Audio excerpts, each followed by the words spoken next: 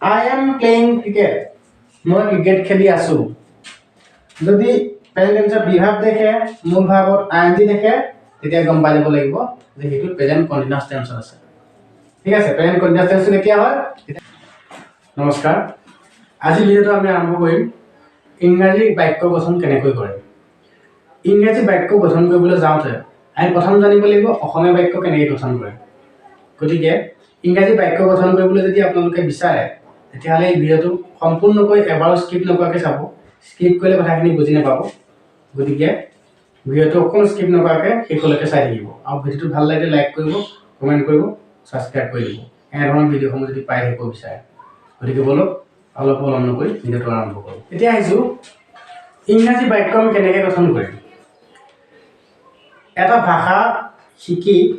তাক ব্যৱহাৰ কৰিবলৈ যথেষ্টখিনি কষ্ট কৰিবলগীয়া হয়।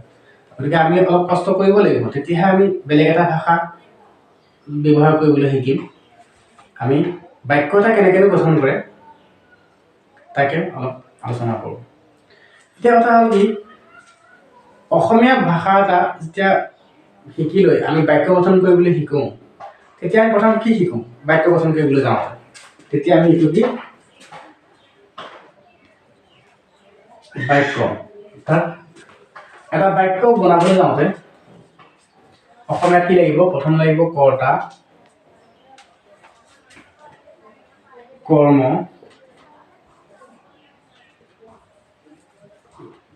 ক্ৰিয়া। অসমীয়া বাক্য আমি গঠন কৰোঁতে কি কওঁ? কৰ্তা লাগিব, কৰ্ম লাগিব, ক্ৰিয়া লাগিব।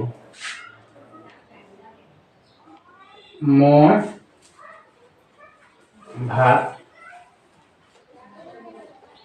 খাওঁ। অৰ্থাৎ মইটো হ'ল কৰ্তা, কোনে কামটো কৰিছে সেইটো হ'ল মই, অৰ্থাৎ মই কামটো কৰিছোঁ, মই ভাত খাওঁ। মইটো কৰ্তা, খোৱাটো কৰ্ম, ক্ৰিয়াটো হ'ল ভাত, হয়নে? ইয়াত হ'ল কি অসমীয়াত এনেকুৱা হয়, অসমীয়াত কি হয় প্ৰথম কৰ্তা আহে, তাৰপিছত ক্ৰিয়া আহে, তাৰপৰা আহে কৰ্ম। অসমীয়াত এইটো হয় কৰ্তা, ক্ৰিয়া, কৰ্ম। বুজি পাইছে? কিন্তু ইংলিছত কি হয়? I eat rice. কৰ্তা, কৰ্ম, ক্ৰিয়া। অসমীয়াত হয় কি কৰ্তা, ক্ৰিয়া, কৰ্ম, তেতিয়া এটা বাক্য গঠন হয়। আৰু ইংৰাজীত তাৰ উল্টা হয় কৰ্তা, কৰ্ম, ক্ৰিয়া। অৰ্থাৎ ছাবজেক্ট, কৰ্তা, ভাৰ্ব, অবজেক্ট। অৰ্থাৎ ছাবজেক্ট, ভাৰ্ব, অবজেক্ট, কৰ্তা, কৰ্ম, ক্ৰিয়া। কিন্তু অসমীয়াত কি হয় কৰ্তা, ক্ৰিয়া, কৰ্ম। কওঁতে গম নাপায়, কিন্তু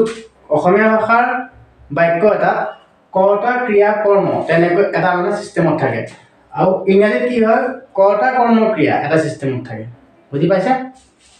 গতিকে বলক আমি এতিয়া ইংৰাজী বাক্য কেনেকৈ গঠন কৰে সেইটো শিকোঁ। ইংৰাজী বাক্য এটা গঠন কৰিবলৈ যাওঁতে আমাক প্ৰথম লাগিব টেন্সৰ বিষয়ে জ্ঞান। ঠিক আছে, টেন্সনো কি আমি সেই কথাটো প্ৰথম শিকি ল'ব লাগিব। Tense, TENS, tense.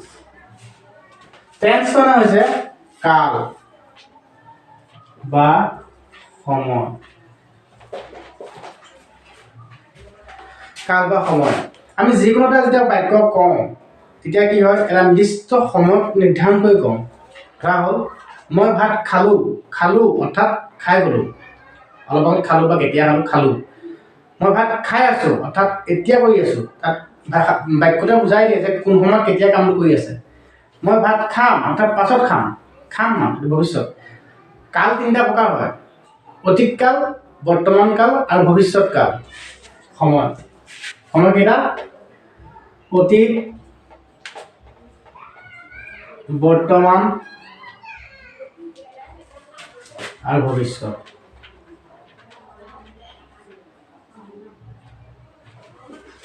অতীত অৰ্থাৎ আগতে হৈ যোৱা, বৰ্তমান এতিয়া চলি থকা আৰু ভৱিষ্যত আগলৈ হ'বলৈ থকা কাম ভৱিষ্যত। সময়টো গতিশীল,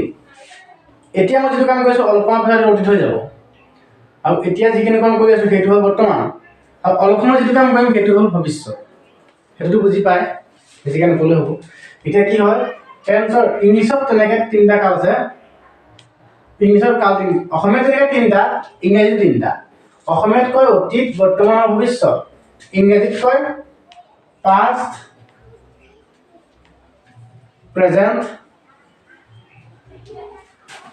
আৰু ফিউচাৰ অসমীয়াত কয় অতীত বৰ্তমান আৰু ভৱিষ্যত ইংৰাজীত ক'ব পাষ্ট প্ৰেজেণ্ট আৰু ফিউচাৰ ঠিক আছে এতিয়া এই তিনিটা টেন্সৰ পাষ্ট প্ৰেজেণ্ট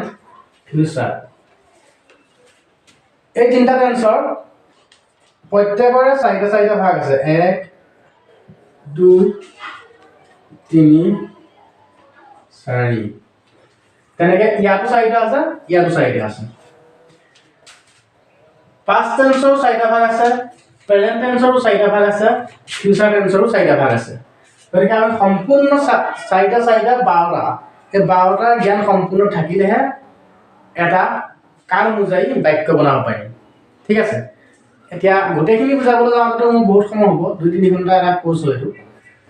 যদি আমি ভালদৰে বুজিব লাগিব তেতিয়াহ'লে আমি এটাকে কমপ্লিট কৰিব লাগিব এটাকে কমপ্লিট কৰিব যাওঁতে আজি আমি আলোচনা কৰিম প্ৰেজেণ্ট টেন্সৰ ওপৰত আজি আমি প্ৰেজেণ্ট টেন্সৰ ওপৰত আলোচনা কৰিম নেক্সট ক্লাছত পাষ্ট টেন্সৰ ওপৰত হ'ব তাৰপিছত ফিউচাৰৰ ওপৰত হ'ব এতিয়া আমি প্ৰেজেণ্ট টেন্সটো কি সেই বিষয়ে আলোচনা কৰিম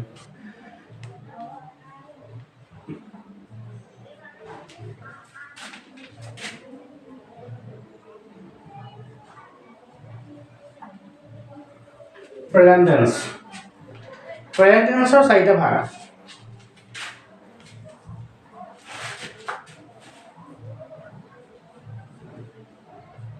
present indefinite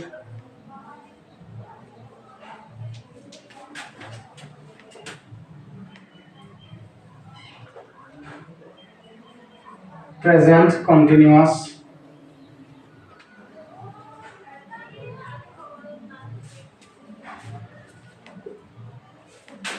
তিন নম্বর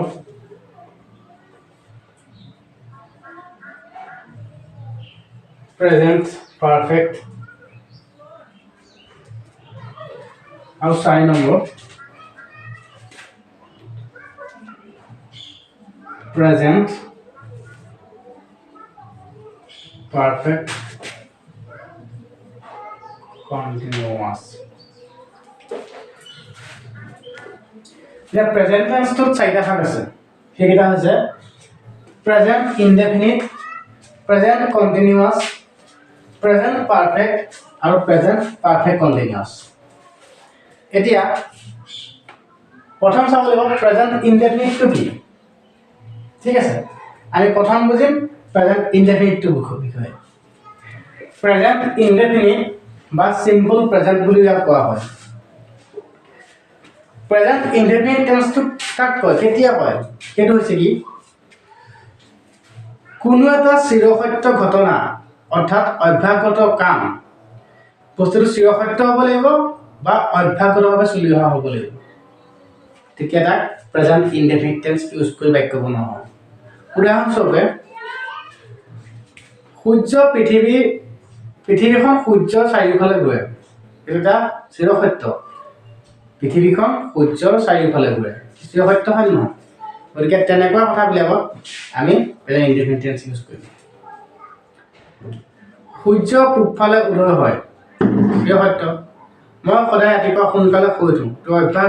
অভ্যাস হয় মোৰ ৰাতিপুৱা সোনকালে শুই উঠোঁ সেই তেনেকুৱা সত্য ঘটনাৰ ওপৰত আধাৰিত যিবিলাক কথা হয়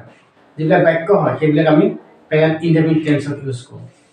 প্ৰেজেন্ট ইনডেফিনিট টেন্স কেনেকৈ ইউজ কৰিব লাগিব সেইটো হ'বলৈ হ'লে subject plus main verb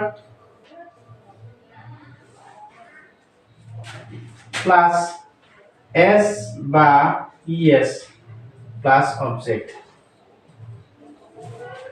subject কটা লাগিব ভার্ব সাবজেক্ট ভার্ব অবজেক্ট অর্থাৎ সাবজেক্ট মানে কটা ভার্ব মানে কর্মটো এতিয়া হ'ল তাৰপৰা ক্ৰিয়া এতিয়া কি ইয়াৰ বাক্য গাঁথনিটো বহুত সাধাৰণ হয় উদাহৰণস্বৰূপে যদি আমি মেইন ভাৰ্বটোত এছ বা ইএছ লগাই দিওঁ কটা লিখাৰ পিছত তেতিয়া আমি গম পাই যাম যে এইটো প্ৰেজেন্ট ইনডেফিনিট টেন্সৰ বাক্য হয় যেনেকে দ্য আৰ্থ পৃথিৱীখন moves moves moves round round the sun অৰ্থাৎ পৃথিৱীখন সূৰ্যৰ চাৰিওফালে ঘূৰে ইয়াত সাবজেক্ট আছে দ্য আৰ্থ মেইন ভাৰ্বত এছ বা ইএছ দেখিছো মুভ মানে হ'ল লচৰ কৰা বা ঘূৰা কিবা কিবি moves এছ বা ইএছ লাগিছে সেইকাৰণে এইটো প্ৰেজেন্ট ইনডেফিনিট ফৰ্মত আছে বুলি আমি গম পাই যাব লাগিব যদি মেইন ভাৰ্বটোত এছ বা ইএছ থাকে বাকি ঠিকে আছে ৰাউণ্ড দা সান সাবজেক্ট ভাৰ্ব অবজেক্ট খালি ভাৰ্বটোত এছ বা ইএছ লাগিছে বস ইমানেই কথা যদি আমি ভাব সাবজেক্টটোত এছ বা ইএছ দেখি যাওঁ তেতিয়া গম পাই যাম যে এইটো প্ৰেজেন্ট ইনডেফিনিট ফৰ্মত আছে যদি এক্সামত আহে দ্য আৰ্থ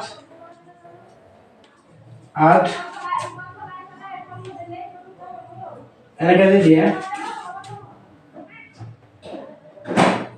দ্য সান পৃথিৱীখন ইয়াত বেকগ্ৰাউণ্ড থাকিব MOVE এনেকে থাকিব পাৰে এক্সামত এতিয়া কি হ'ব এইটো বনাবলৈ যাওঁতে এটা গম পাব লাগিব যে পৃথিৱীখন আৰু সূৰ্যৰ কথা কৈছে এইটো কিবা অভ্যাসগত কামৰ কথাই ক'ব লাগিব আচলতে সত্য ঘটনাৰ কথা ক'ব লাগিব এতিয়া আমি মুভটো লিখিয়ে থৈছোঁ যদি আমি বনাই চাওঁ the earth move round the sun round থাকি গ'ল তেতিয়া আমি গম পাব লাগিব যে এই মুভটো লগাই বনাব দিছে এতিয়া মুভটো আমি ল'ব লাগিব এছ লাগিব তাৰ মুভ ৰাউণ্ড দ্য সান কিনে সাধাৰণ মানে এছ বা ইএছৰ কথা ইয়াত তেতিয়া আমি গম পাই যাম যে প্ৰেজেন্ট ইনডেফিনিট ফৰ্মত আছে গতিকে আমি নেক্সটলৈ যাওঁ প্ৰেজেন্ট কণ্টিনিউয়াছ টেন্সটো আমি কেতিয়া ইউজ কৰিম প্ৰেজেন্ট কণ্টিনিউয়াছ টেন্সটো আমি তেতিয়া ইউজ কৰিম যেতিয়া আমি কোনো এটা কাম বৰ্তমান চলি থকা বুজাবলৈ যাম উদাহৰণস্বৰূপে মই ভাত খাই আছোঁ মই খেলি আছোঁ শব্দ যে লাগি আছে মই গৈ আছোঁ মই কৈ আছোঁ শব্দটো যে আছে তেতিয়া আমি গম পাব লাগিব যে প্ৰেজেন্ট কণ্টিনিউয়াছ টেন্স আছে ঠিক আছে এতিয়া মই কিবা এটা শিকাই আছোঁ মই কিবা এটা শিকি আছোঁ যদি লাগি থাকে যদি চলি থাকে কামটো তেতিয়া আমি তাত প্ৰেজেন্ট কণ্টিনিউয়াছ টেন্সৰ বাক্য হিচাপে ধৰি ল'ম প্ৰেজেন্ট কণ্টিনিউয়াছ টেন্সৰ বাক্যটো কেনেকৈ বনাম সেইটো লাগিব প্ৰেজেন্ট কণ্টিনিউয়াছ টেন্সৰ ষ্ট্ৰাকচাৰটো হৈছে গাঁথনিটো হৈছে সাবজেক্ট যিকোনো বাক্যত সাবজেক্ট ভাৰ্ব অবজেক্ট থাকিবই লাগিব কিন্তু তাত গাঁথনিটো বেলেগ ধৰণৰ হৈ যায় সাবজেক্ট প্লাছ প্ৰেজেন্ট টেন্সৰ বি ভাৰ্ব প্ৰেজেন্ট টেন্সৰ বি ভাৰ্ব জানিব লাগিব প্লাছ মেইন ভাৰ্বত আইএনজি প্লাছ অবজেক্ট এতিয়া সাবজেক্ট আমি গম পাওঁ যে কোনে কামটো কৰি আছে প্ৰেজেন্ট টেন্সৰ বি ভাৰ্ববিলাক জানিব লাগিব প্ৰেজেন্ট টেন্সৰ বি ভাৰ্ব কেইটা হৈছে এম ইজ আৰ এই তিনিটা হৈছে প্ৰেজেন্ট টেন্সৰ বি ভাৰ্ব সাবজেক্ট অনুসৰি প্ৰেজেন্ট টেন্সৰ বি ভাৰ্ব অৰ্থাৎ সাবজেক্টটো অনুসৰিহে বহিব বি ভাৰ্বটো এতিয়া সাবজেক্ট অনুসৰি বহাবলৈ যাওঁতে আমি গম পাব লাগিব আই লগত এম হ'ব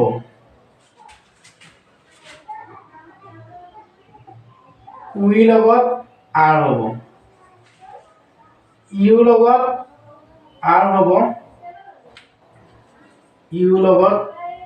আৰ হ'ব হি বা চি লগত ইজ হ'ব দে লগত আৰ হ'ব এইকেইটা মনত ৰাখিব লাগিব ঠিক আছে এতিয়া আই লগত এম হ'ব উই লগত আৰ হ'ব ইউ লগত আৰ হ'ব ইউ লগত আৰ হ'ব তেওঁৰ লগত ইজ হ'ব বা হি চি লগত ইজ হ'ব দে লগত আৰ হ'ব অৰ্থাৎ এইটো হৈছে ফাৰ্ষ্ট পাৰ্সন সিঙ্গল নাম্বাৰ আই মানে অকল মই অকলে তো ফাৰ্ষ্ট পাৰ্সন সিঙ্গল নাম্বাৰ আৰু first person plural number plural মানে হ'ল বহুবচন উই মানে আমি মই আমি তুমি তোমালোক তেওঁ তেওঁলোক ঠিক আছে ফাৰ্ষ্ট পাৰ্সন সেকেন্ড পাৰ্সন আৰু থাৰ্ড পাৰ্সন সেকেন্ড পাৰ্সন থাকে ইউ তুমি বা তোমালোক থাৰ্ড পাৰ্চনত থাকে হি সি তেওঁ তেখেত বাকী যিমান বস্তু আছে চব থাৰ্ড পাৰ্চনত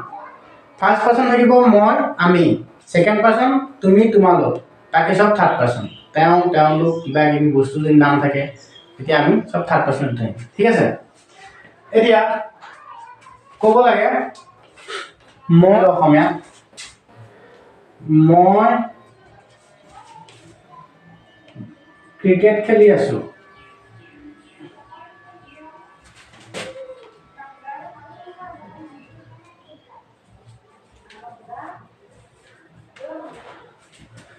মই ক্ৰিকেট খেলি আছো এতিয়া আমি এইটো কি হৈছে প্ৰেজেন্ট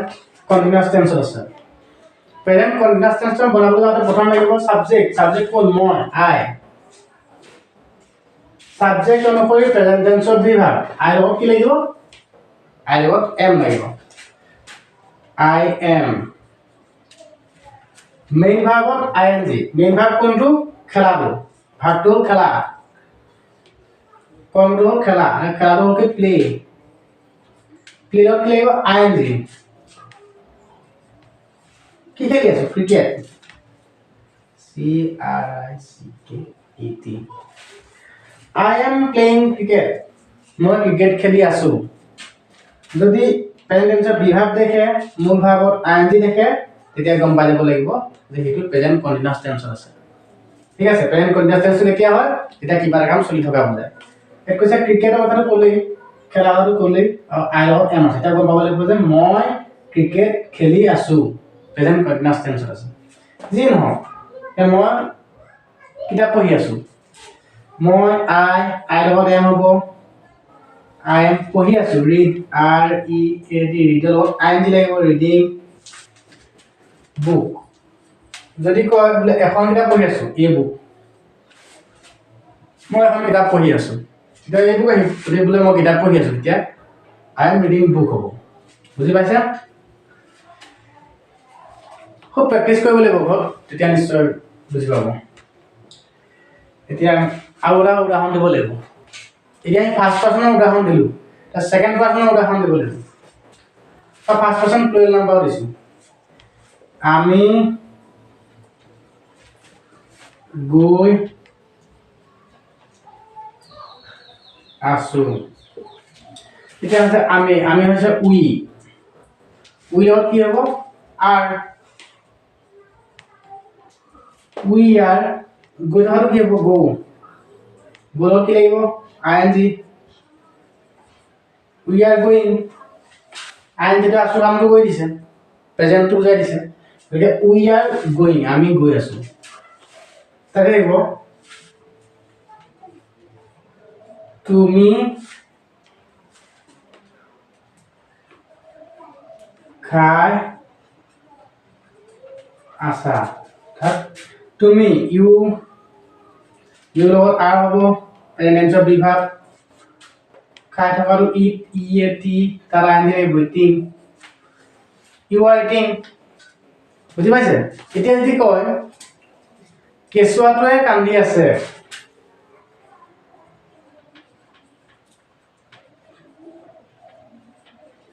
কেঁচুৱাটোৱে